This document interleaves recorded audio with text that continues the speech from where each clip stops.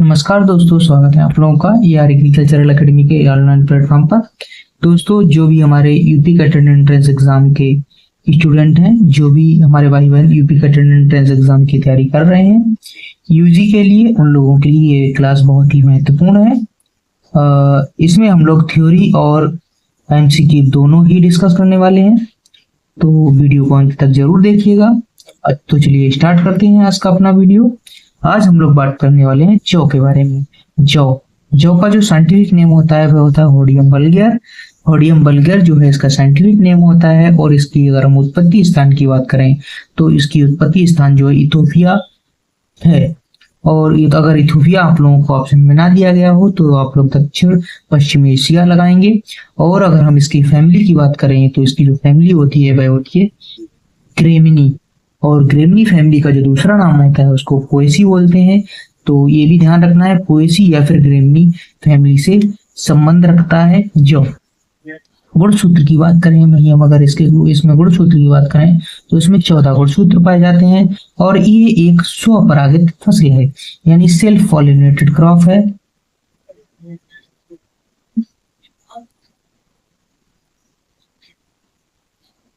Self pollinated crop है ये आप लोगों को याद रखना है, ठीक है। एक बार फिर से रिपीट करते हैं, जौ यानी कि बार्ले, इसका जो साइंटिफिक नेम होता है वह होता है होडियम वल्गर, और इसकी उत्पत्ति स्थान जो है इथोपिया है, फैमिली इसकी ग्रेमिनी है, और गुणसूत्र जो है इसमें 14 पाए जाते हैं। ये एक स्वपरागित फसल है। अब वहीं अगर हम लोग धान, गेहूं, मक्का, ज्वार, बाजरा, ठीक है, और जौ, इन सभी की फैमिली की बात करें तो इन सभी की फैमिली जो है वह ग्रेमिनी होती है, ये आप लोग याद रखेंगे। नेक्स्ट है जौ के दाने में प्रोटीन कितना पाया जाता है। तो गेहूं जो जौ होता है, जौ के दाने में प्रोटीन जो है वह 11.5% जो है जौ के दाने में प्रोटीन पाया जाता है, जो कि एल्बुमिनाइड रूप में पाया जाता है। वहीं अगर हम बात करें कि गेहूं के दाने का प्रकार क्या होता है, तो गेहूं के दाने का प्रकार जो है वह कैरियोप्सिस होता है, ठीक है। अगर हम कार्बोहाइड्रेट की बात करें कि जौ में जो है कितना कार्बोहाइड्रेट पाया जाता है, तो इसमें जो है 75% कार्बोहाइड्रेट पाया जाता है, ये आप लोग याद रखेंगे।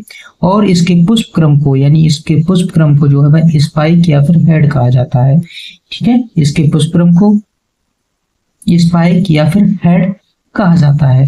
अगर हम वहीं बात करें कि इसके लिए किस तरह की मृदा आवश्यक होती है, तो इसके लिए लवणीय और क्षारीय मृदा अच्छी रहती है, ठीक है। ये जो है लवणता और क्षारीयता सहनशील फसल है, ये आप लोग याद रखेंगे, ठीक है।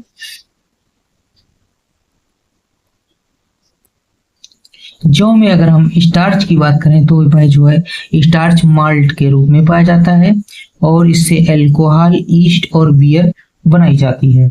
जौ से क्या बनाया जाता है? अल्कोहल बनाया जाता है, ईस्ट बनाई जाती है, और बियर बनाई जाती है। भारत में जो है उत्तर प्रदेश राज्य जो है वह जौ में क्षेत्रफल और उत्पादन दोनों की दृष्टि से प्रथम स्थान पर है, ठीक है। ये आप लोग ध्यान रखेंगे। यूपी जो है अपना उत्तर प्रदेश जो है वह क्षेत्रफल और उत्पादन दोनों में प्रथम स्थान पर है, ठीक है। अगर वहीं हम इसकी बात करें जलवायु की, तो इसमें किस तरह की जलवायु की आवश्यकता होती है, तो गेहूं और जौ दोनों को ही शीतोष्ण जलवायु की आवश्यकता होती है, ठीक है। शीतोष्ण जलवायु की आवश्यकता होती है। अब हम लोग बात करेंगे जौ की जातियों के बारे में। जौ की जातियों को जो है वह 3 जातियों में बांटा गया है जौ को।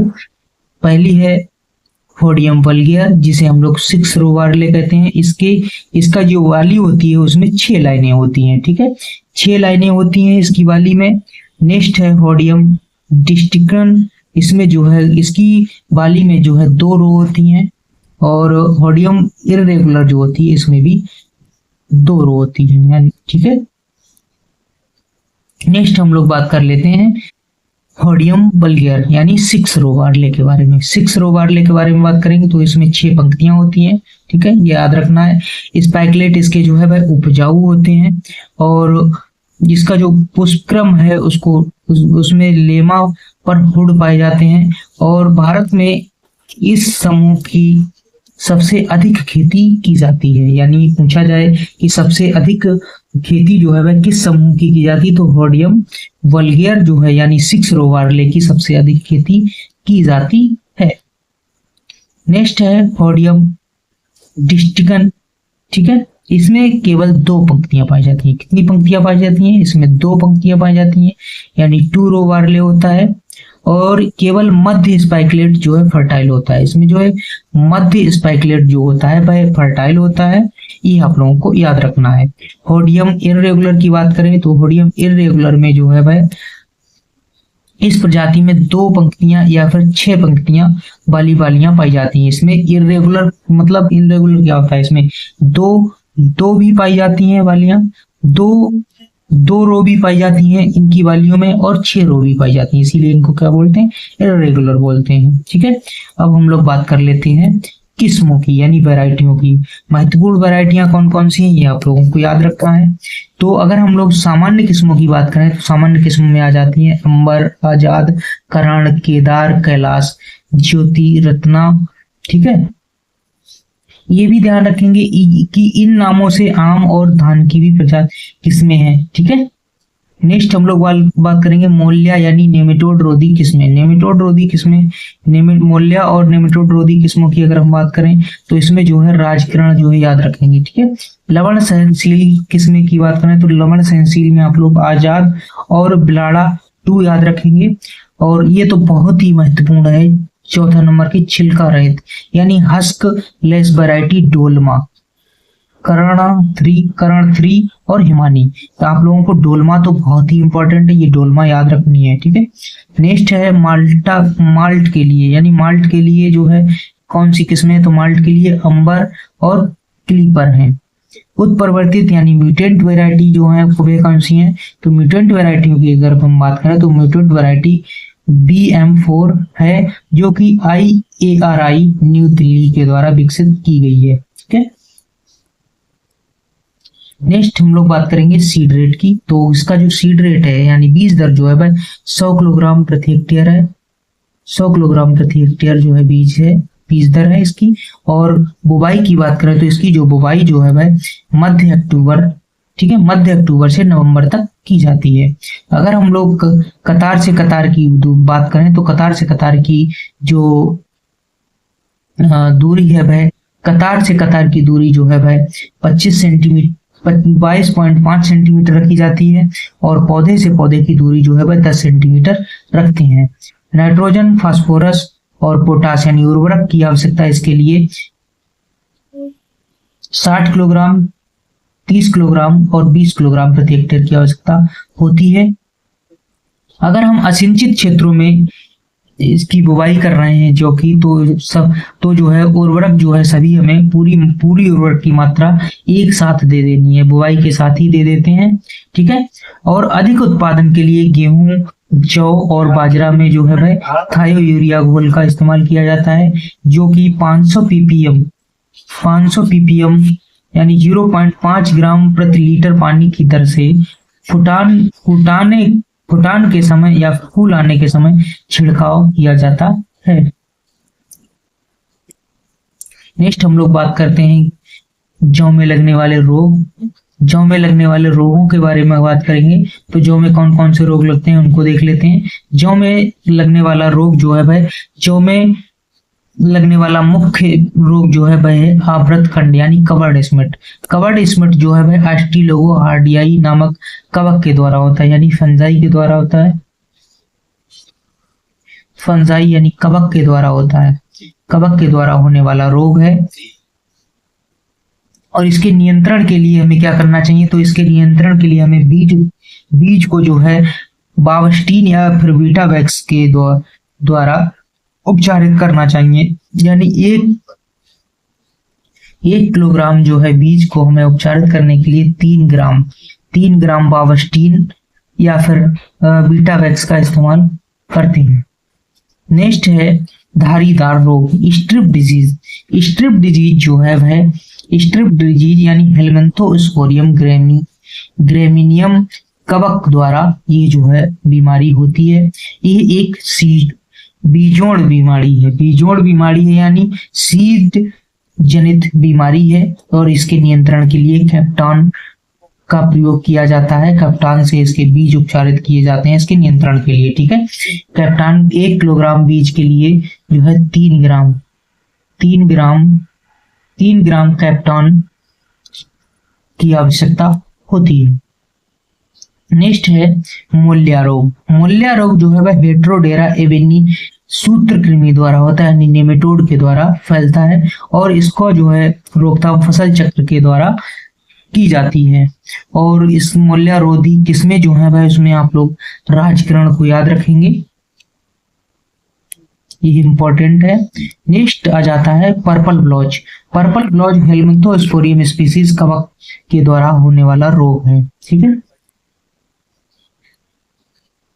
नेक्स्ट हम लोग बात करेंगे एमसीक्यू प्रश्न की, जो कि आप लोगों को आंसर देने हैं। अभी हम लोगों ने लेक्चर पर जो है डिस्कस किया था, तो अब आप लोग बताएंगे प्रश्नों को। ठीक है, पहला प्रश्न है जौ के दाने को क्या कहा जाता है? Spikelet, caryopsis, lemma, beer.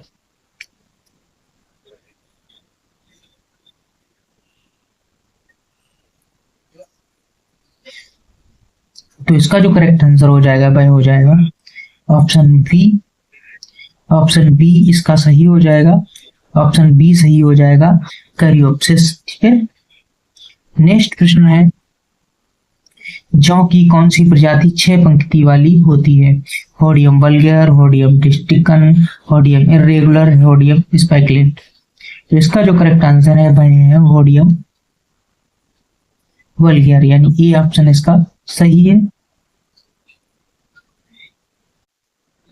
Next प्रश्न है भारत में जौ के उत्पादन में कौन सा राज्य प्रथम स्थान पर है? तो इसका जो करेक्ट आंसर हो जाएगा वह हो जाएगा ऑप्शन सी, यूपी। ठीक है, यूपी जो है प्रथम स्थान पर है। नेक्स्ट प्रश्न है जौ में कितने गुणसूत्र पाए जाते हैं? जौ में जो है कितने गुणसूत्र पाए जाते हैं? जौ में जो है 14 गुणसूत्र पाए जाते हैं, यानी ऑप्शन बी इसका सही हो जाएगा। नेक्स्ट प्रश्न है जौ की फसल के लिए बीज दर कितनी होनी चाहिए? तो जौ की फसल के लिए 100 किलोग्राम प्रति हेक्टेयर जो है वह बीज की आवश्यकता होती है। नेक्स्ट है जौ की बुवाई का उपयुक्त समय क्या है? तो जौ की बुवाई का जो उपयुक्त समय है वह है ऑप्शन सी, मध्य अक्टूबर से मध्य नवंबर। नेक्स्ट है जौ की फसल की कतार से कतार की कितनी दूरी होनी चाहिए? तो जौ की जो फसल है उसकी कतार से कतार की दूरी यानी पंक्ति से पंक्ति की जो दूरी होती है वह, यानी एक ये पंक्ति है एक ये पंक्ति है, इसके बीच की दूरी कितनी होनी चाहिए? तो वह जो है 22.5 होनी चाहिए। ठीक है, 22.5 सेंटीमीटर जो है कतार से कतार की दूरी होती है। नेक्स्ट है जौ में मोलिया रोग का प्रमुख कारण क्या है? जौ में मोलिया रोग का प्रमुख कारण क्या है, ये आप लोग बताएंगे जल्दी से। ऑप्शन ए दे रखा है Ustilago hordei, option B Helminthosporium species, option C Heterodera avenae सूत्रकृमि और ऑप्शन डी हेलमिंथोस्पोरियम ग्रेमिनियम। तो इसका जो करेक्ट आंसर हो जाएगा वह हो जाएगा आंसर सी, हेट्रोडेरा एवेनी सूत्रकृमि के द्वारा जो है वह मोलिया डिजीज होती है। आई होप आप लोगों को वीडियो अच्छा लगा होगा। अगर आप लोगों को वीडियो अच्छा लगा है तो हम लाइक कीजिए, चैनल पर नए हैं तो चैनल को सब्सक्राइब कीजिए, अपने दोस्तों में शेयर कीजिए जिससे कि वो भी इसका लाभ ले सकें। तब तक के लिए जय हिंद, वंदे मातरम, धन्यवाद।